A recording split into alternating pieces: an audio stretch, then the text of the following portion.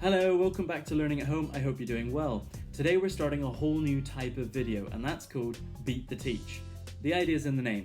Basically, I'm going to be doing a challenge and your job is to see if you can beat my score. Today's challenge is all about one word, and that word is pitch. Pitch is the word that you use to describe how high or how low something sounds. So for example, the kind of sound that you'd make when you get up out of bed in the middle of the night to go get a drink of water and you open the door and bam, you stub your toe on the door, that's a high pitch. A low pitch is something more like a train rolling past or a truck on the road or the sound of thunder.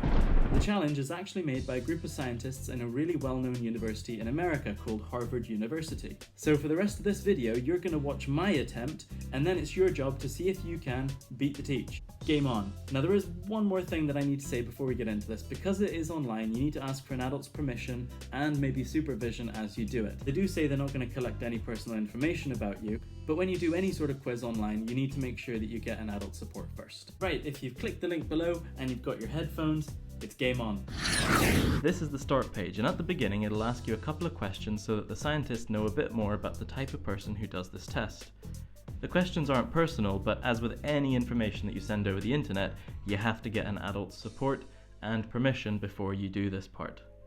Next, it's going to give you a brief overview of the quiz so that you know what to do. It's going to play this tone to check that your speakers are actually working, and then you're into the test properly.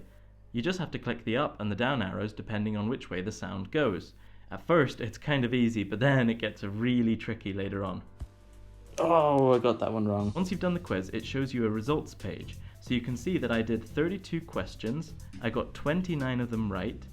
On average, it took me 1 second to respond, which seems pretty good, but I'm sure some of you will be a lot faster than me. And I'm quite proud of this, I did better than 85% of people who do this quiz. Well, that's me done my part of the challenge, and I have to say, I think I did pretty well. Now it's your turn to see if you can beat the teach. Let me know how you get on, and let me know if you've enjoyed this challenge and if you'd like to do more of them. Catch you next time.